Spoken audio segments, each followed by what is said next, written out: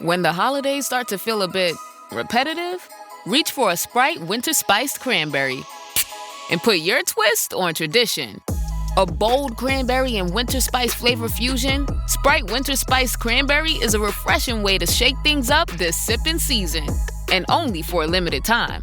Sprite, obey your thirst. Oh, Hilton stay, your beds are soft and cozy. No lumpy couch, no stiff futon, no shower line at crack of dawn. Oh, Hilton stay, a holiday you're saving. When you want holiday comfort you can count on, it matters where you stay. This season, enjoy spacious, comfortable rooms and friendly service when you book with Hilton instead. Hilton for the stay.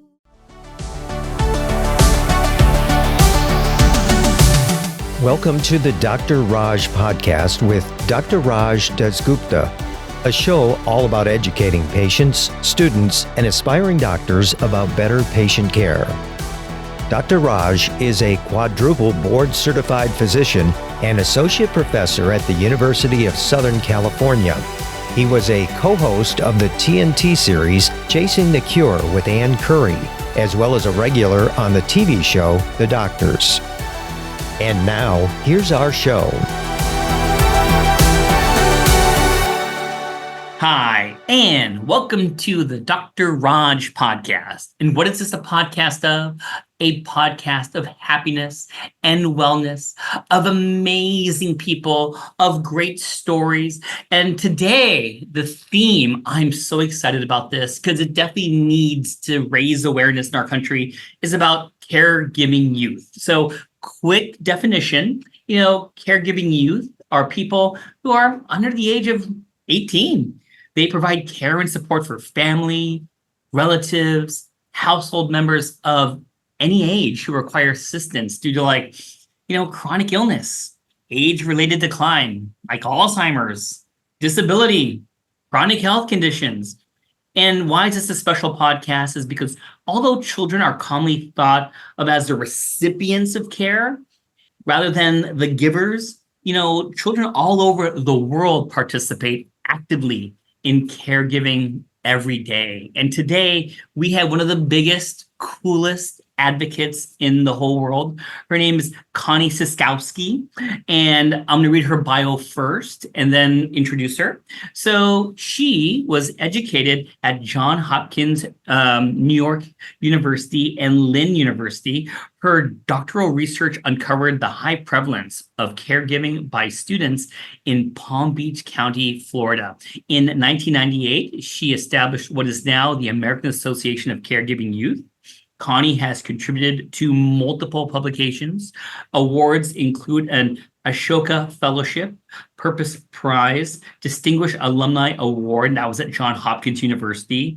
This one's my favorite one, the Top 10 CNN Hero, a star on the Boca Raton Walk of Recognition, and a faculty appointment to the Raise Family Caregiving Advocacy Advisory Council. And with that being said, Connie, thank you for being here on the podcast today.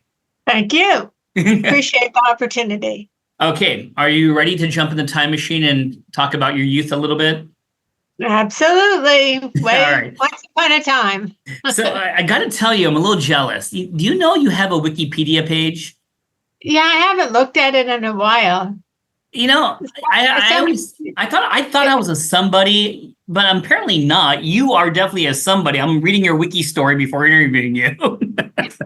I think a couple of students from FAU that were working with us created that.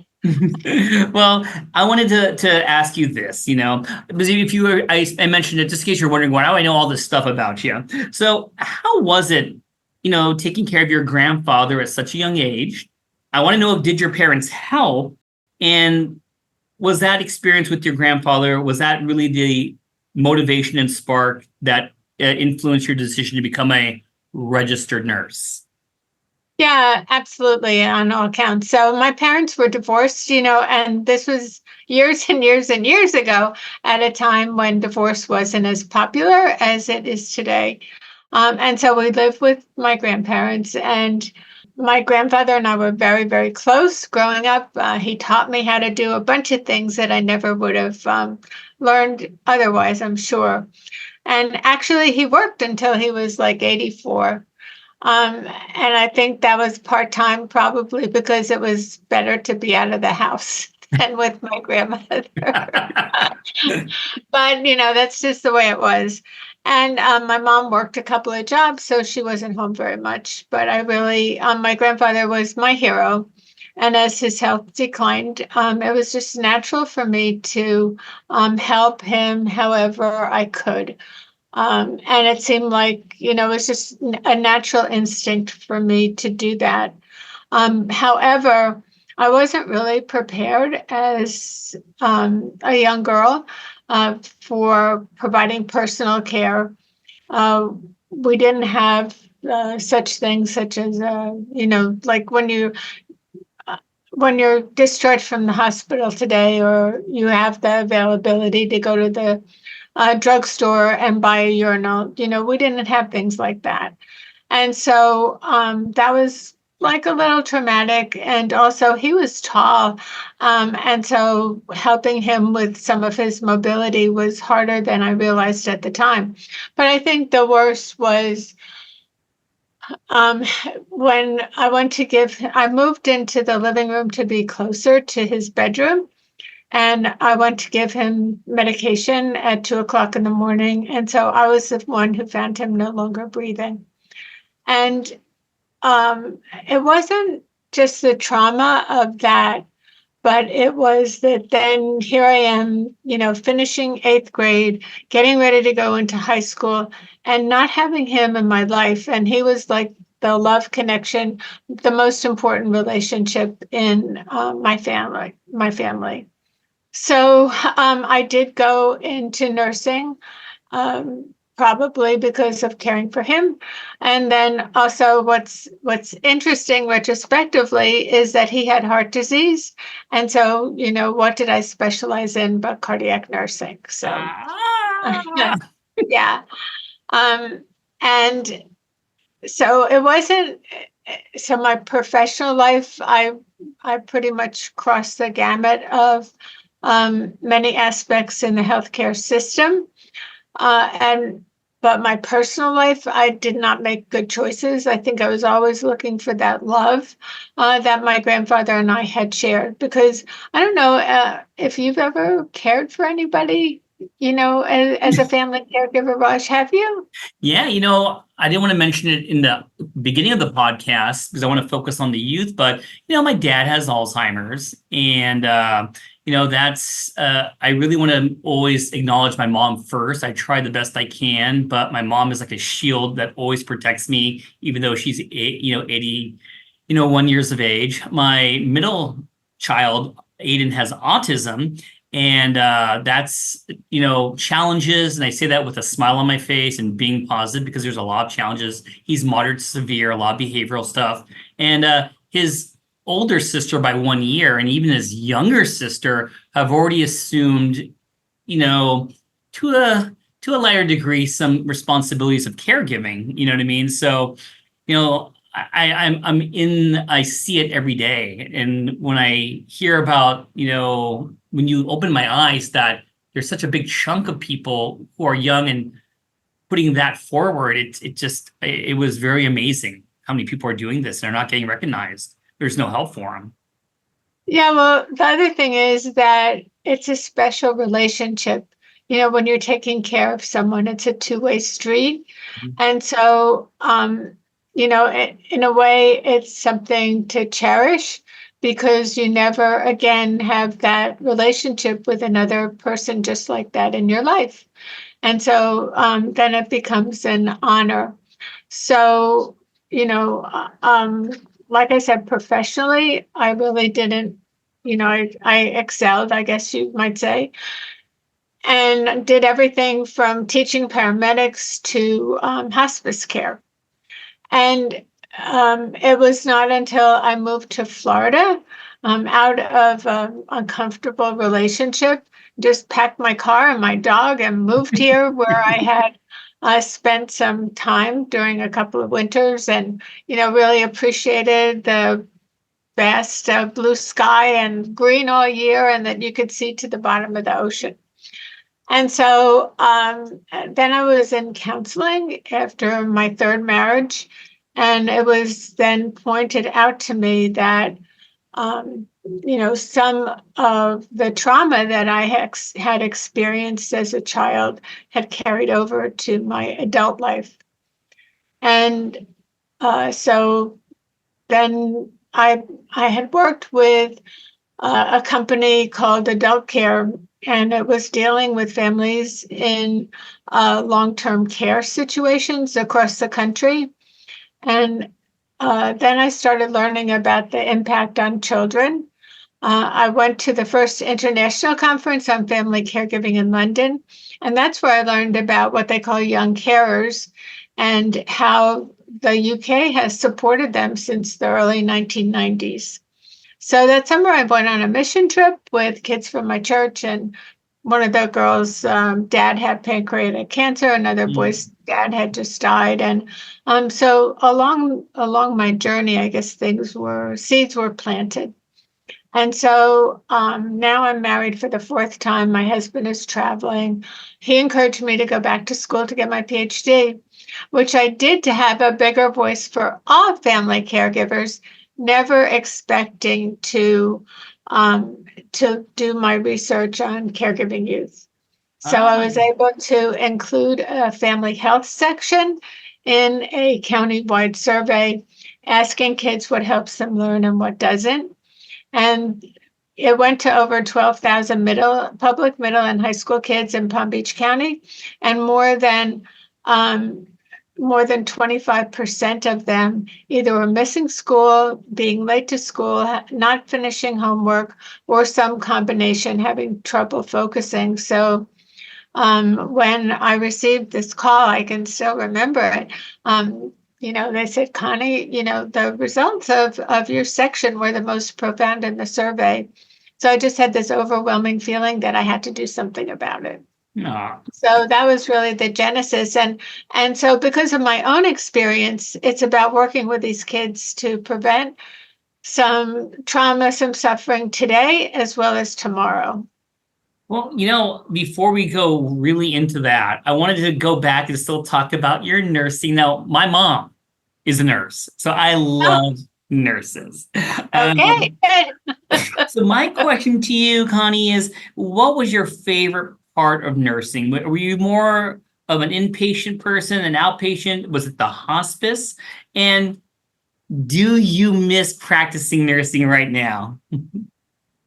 Well, I don't miss it because I'm practicing in a different way. Okay. Because don't forget that these children are in these circumstances because of some type of healthcare condition. And so by understanding that, and also recognizing systems of care and insurance issues and healthcare regulations and stuff, it's really prepared me for providing a holistic approach. I did enjoy personal care. I worked in critical care, so that was a little different. That's great. And, having the relationships with families, but also about, looking for red flags, so that trying to prevent someone from, getting sicker. So, and then I started in working in critical care, specializing in heart care. We worked to start an inpatient education program. And so, it's just one of those things along the way. Just well, Connie, if I need some help in my ICU, I'm going to give you a call. Can you come cover a couple weekend shifts with me?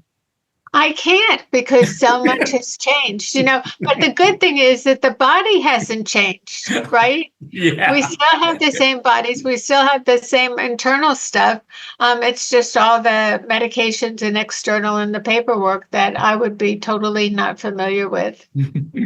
Well, hey, let's change this back to our caregiving use. So for my listeners, I gave a brief one or two sentences. Who are the caregiving use, and can you lead that into into, what was the drive to found the American Association of Caregiving Youth?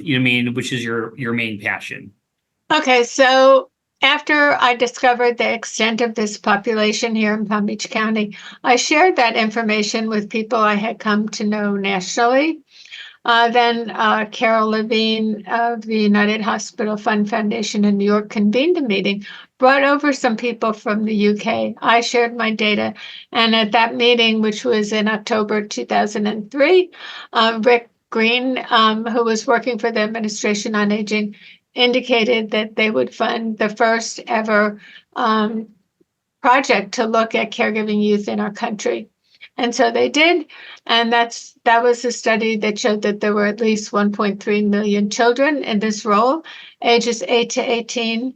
The data was collected in 2004, released in 2005. And so we had that data plus a visual, because we were able to connect people in the media with kids who were caregivers. And then in March of 2006, another study was released called The Silent Epidemic. And it looked at young adults who had dropped out of school. That showed that 22% said it was to care for a family member. So in addition to the national data, that study and the visual that people now had, we were able to get funding. So the nonprofit that I had established in 1998 provided volunteers to people who were homebound and caregiving families. Okay. So now we were able to develop a model, the first in our country, to support caregiving youth. We used the data to look at the schools that had the highest prevalence. One happened to be in my backyard in Boca Raton. Okay.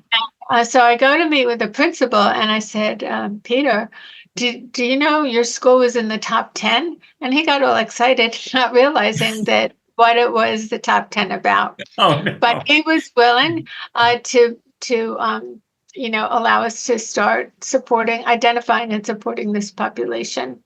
And so it grew. That was in September 2006 is when we began. So ground zero to now we work actively with children in 39 public middle and high schools.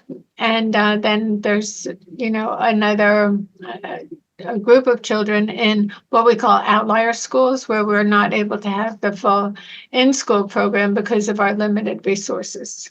So, Connie, let me ask you this: how do you find people who are caregiving youth? Are they registering as one? How did you get this data? So, how do you find them out? What I mean? We developed a survey. Okay. In cooperation, we signed a formal agreement with a school district, and so the school will send out a consent form to the family, and then the students it took like less than 5 minutes for them to do in class. We collected them, did an analysis, and looked at the time that they spend and the type of activities they do. So it's a weighted index. And so there's 5 what we call levels of responsibility or intensity of care. And we chose children in the top 3 of 5 levels, met with them individually to make sure that, how boys are. Sometimes they just check. So we had to meet with them. The question. It's kind of mean that you quoted how boys are, but okay, I'll let that one slide. Where the boys are, what the heck. So we met with them to make sure that they understood, and invited them to join the first Caregiving Youth Project. And at that time, we called it the Young Caregiver Project. But, young is such a subjective term. Yeah, well said. That, people didn't understand. And so that's why we had to change the name to Caregiving Youth. I like it. Now, is there a national survey, Connie? Because, when we get the data for the United States, I was always wondering, where did we get this from? So were you part of a national survey that was sent to as many schools as possible to get the numbers for our country?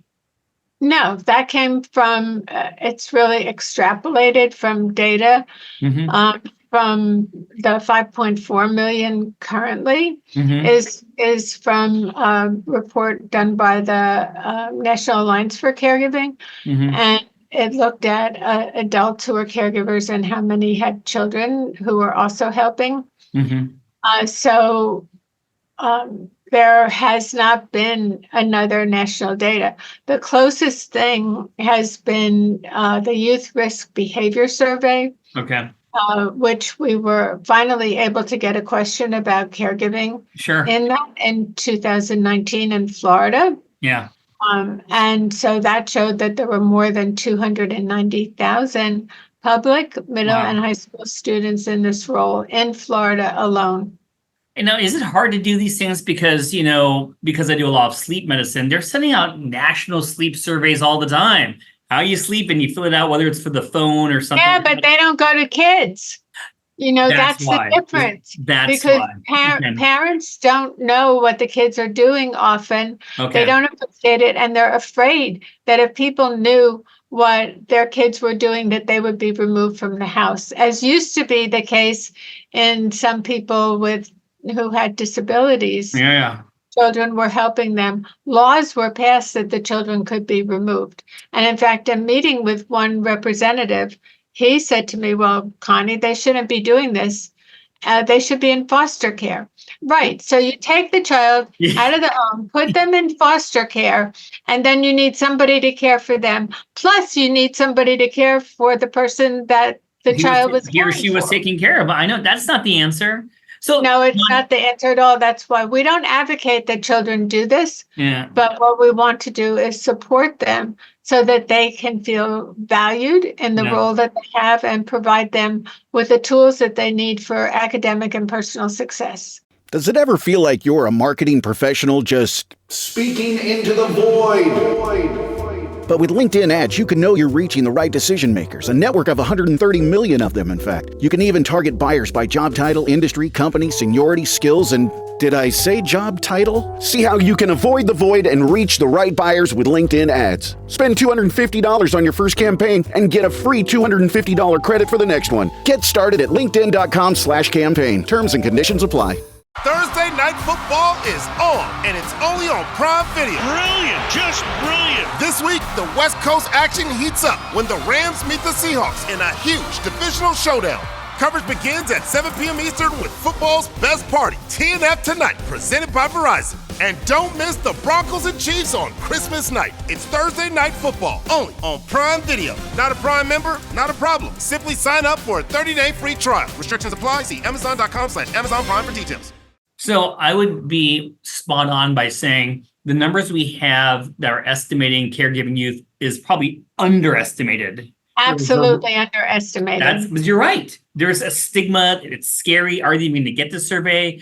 Yeah. Oh my God. So I think that's a really because actually in the UK they added a question onto the census, but it was so unreported that I don't think that they still do that. So we're trying to encourage the CDC to include a question about caregiving on the states, but some states, even Florida, doesn't use the Youth Risk Behavior Survey any longer. Wow. So this kind of leads into this great question, which is the population of caregiving youth. I mean, you told me it's growing. Can you tell me why that is?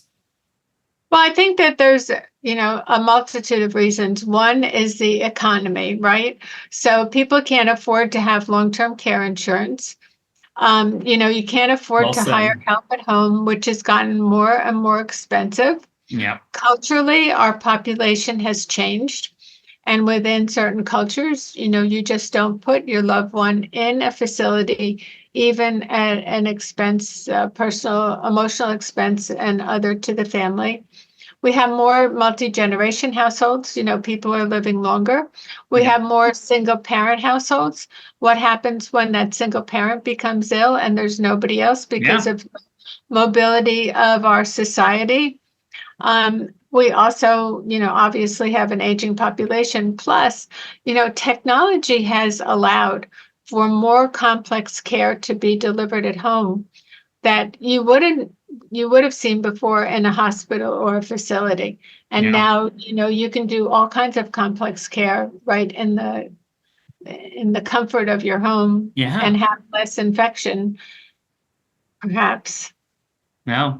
So let's talk about, kind of parlays into, investing in our youth. And we should do that for a variety of reasons, but specifically, what is the societal value of this population in regards to where we are now with our aging population? Okay, so let's think about this. Let's think about what happens if a child drops out of school. Okay. Right? Their taxable earning dollars are less. They're more likely to be involved in crime. They're more likely to have teen pregnancy and disease. So there's an amazing ROI, although it's not well calculated, by investing in these children today. And if they are properly supported and if they get joy in their caregiving experience, they're more likely to go into healthcare, which is where our society needs people in the future, because there's a dramatic shortage in healthcare professionals at this time. It's a good thing you got that PhD, Connie. You're like one of the smartest nurses in the whole world, I'm telling you. I'm sure I'm not. So, I can think of a couple of these answers coming up, but, what are the challenges that you have seen, the big ones that you want to make people are aware about in regards to, supporting these kids and, making sure they know they're not alone when they're taking care of their loved ones? So I think a big challenge, well, there's several, but one is that with many illnesses, there's not a visual cue. So if you're caring for someone who needs a cane or a wheelchair or a walker, and that person helps you at school or whatever, that's easy to recognize. But if you're caring for someone who even has heart disease or who's a brittle diabetic, you can't look at that person and know what the inside of their body is revealing. No. And so it's harder for, those invisible illnesses, including mental health issues, for people to recognize. And even today, if you see a child pushing someone in a wheelchair, who you think, oh, how nice, that they're doing that. But then, do you think about what happens when they get home? Because their work is behind closed doors. Yeah. Nobody sees them. They don't talk about it. They want to be normal. And so that's one of the big challenges. And another is when, there's a terminal illness, because always, while you're caregiving, you're also thinking about what's going to happen to me. Yeah, of course. So, hey, let me ask you off the cuff, for what is the youngest caregiver that you've been associated with? Well, I've heard about many who were young as 5 and 8. Oh my God. But yeah. We start with kids in 6th grade, and so some are 10 or 11. And of course, that doesn't begin on day 1 of 6th grade. And do you think that, these 6th graders, could they be doing things like helping mom and dad go to the bathroom? Do you think it could be things that a 6th grader shouldn't be doing because it's, Well, and so what can be done, right? If those people, if that bathroom had grab bars, that could help the person be independent, then maybe the role of that child would be different. Let me ask you back to you. When you're taking care of your granddad, did he have dementia, or was it only heart disease? It was just heart disease. And I hate saying just, but I'm just. It was primarily heart disease. He did not have dementia, to the best of my knowledge. Well, and I got to mention it because it's got to be hard. I'm sure some of the kids, take care of, family members with mental illness, whether there's autism, whether it's dementia. And that's such a challenge in itself, and. Well, it is. And then, Medicaid regulations change. Yeah. We had one family, the mom she had mental health issues. She ran out of her medicine, didn't have her Medicaid renewed. And so she would get up in the middle of the night and start cooking. So her son, who was in our program, then he would be tired at school because he'd get up in the middle of the night to get her back to bed and get the stove off and everything. And he would, almost fall asleep in class. Yeah. No, and people And so- forget that. People forget that a lot of disease states, mental or physical, mean they don't sleep. They wake up. Their circadian rhythm, and then the caregiver is sleep deprived. Right. And also they're afraid that the person may fall. Another Yes. of our kids, that's what happened. He would wake up in the middle of the night. He was living with his grandmother, and then someone else in the family got sick, so they had to move. And then there was no place for him to sleep. So he was someone that we wound up getting into a better living arrangement at a children's group home. So, when you were talking about your granddad and he passed away, so you were the only one at home when he passed away? Was he in the No, well, it was at 2:00 in the morning. My grandmother was in the next bed. Okay. We had two stories. My mother and my brother were upstairs. How was it? I mean, of course, I'm always thinking about my own kids. They're, 4, 9, and 10. And, my 10-year-old just had our neighbor just passed away from a pancreatic cancer, and it was really tough on her. How was it? You were in 8th grade when it happened. How was that traumatizing having, the first loved one pass away in the house? Was that hard? Well, it probably was harder than I realized because, trauma in children wasn't recognized then. And, life went on. So the effects, there was no such thing as grief counseling as there is today. No, that's right. That's right. Now, I want to change it back to our caregiving youth again. So, what support is growing nationally for our caregiving youth? And, whether it be me, my listeners, or people in general, what can we do to help? Well, I think, right now, there are multiple resources for adult family caregivers. Okay. And there are none for children. So, in effect, the children have reverse age discrimination. So, from a policy perspective, that should be changed so that they should be entitled to the same benefits as adult family caregivers and have resources.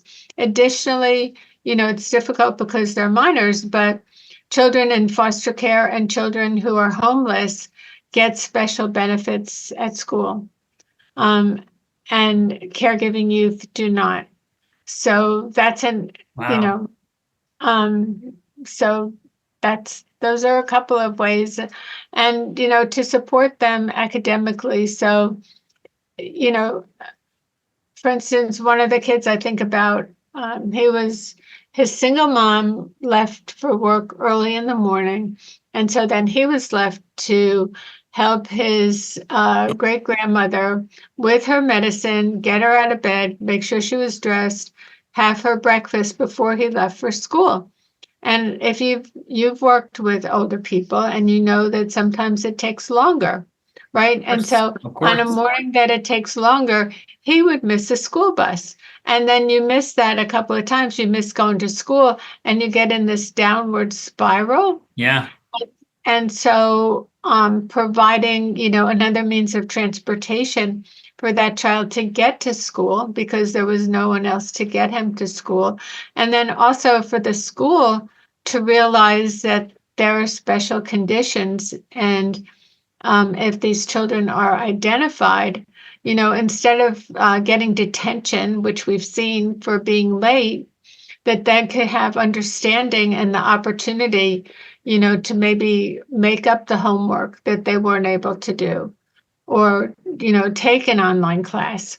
We also worked out with the school district to award high school students community service hours, because that's part of a requirement for graduation here in Palm Beach County. It's not a requirement all over, but, why not value their importance in the healthcare team and what they're doing? So they complete a log, we convert that into the level of responsibility and award them hours. of service. Well, all we need to do is like duplicate you like 50 times, maybe 52 times, one for each state. And I think we're going to be all good. We need a lot of help. I mean, No. it can be done. It doesn't have to be like this for these kids. No, they're definitely collectively we can do better. I never realized how undervalued they are until just talking to you right now. I want you to answer this. I know you're so humble. You're just a humble person, but I want to know, how did it feel being recognized by CNN as a hero? The only good, it was good at the time because we received some additional funds as a result of that. But it's also had some long-term, like people will say, oh, she was a CNN hero, and some people don't even recognize it. And today, not everyone loves CNN, so sometimes it could be a negative. But generally, it's a positive. And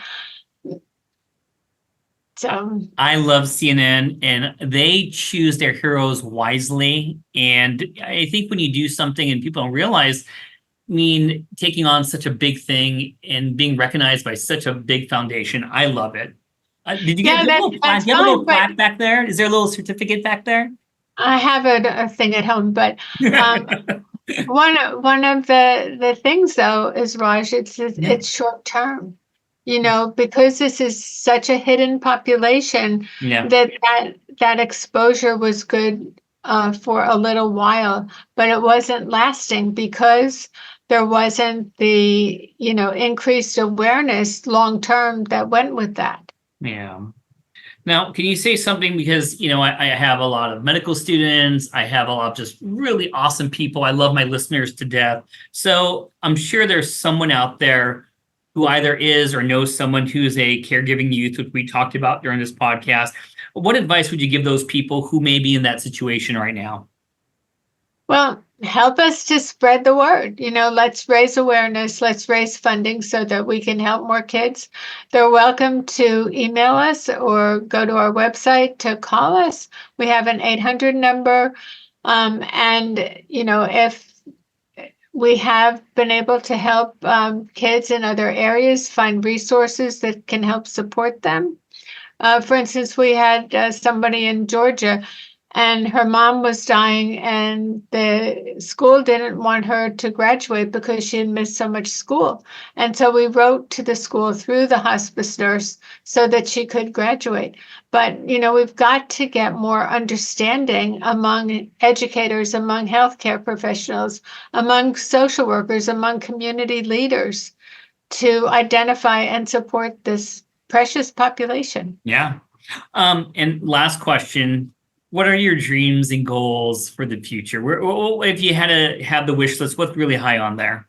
I think the most important thing is policy change. Okay. And that's what I really want to see. That's my dream, so that no child in our country has to drop out of school because of family caregiving responsibilities. So am I going to see you in Washington, D.C.? Are you like in the White House making some points to everyone and make some changes for us? There's a lot of hot air wasted in Washington and elsewhere. I'd like to see the rubber meet the road, and let's get the change rather than talking about it. Well, let's get the CDC to recognize kids in all the states. Yeah. So that people would believe the data. Because people, when we started in Boca Raton, they thought, not in my backyard, because Boca is supposed to be a nice area. No. This was so eye-opening. And let me just say this, Connie, this is the first time we got a chance to really get to know each other. And you are so humble. You just know your stuff so well. And I know that caregiving youth, I don't even think they realize how precious you are to them, what you're doing for them. So thank you for being on my podcast and everything. Oh, thank you for having me. So when is this going to air? So I would say that probably in a few months, and I actually got a chance to meet one of your fans during the during what's our friend Todd Keats? Yeah. And so we're going to use all the social media things that we have to put this out there so we can get the word out. So let me do my closing right now. Then I want to talk to you a little bit more. And everyone, that was a very super special episode of the Dr. Raj podcast. I hope that you learned a lot. I definitely have. And stay tuned for our next podcast coming soon. Thanks for listening. This has been a production of Ars Longa Media. Our producers are Madison Linden and Chris Brightigan. Our executive producer is Dr. Patrick Beeman. This podcast is for educational purposes only and not intended for medical advice. Ars Longa, Vita Brevis.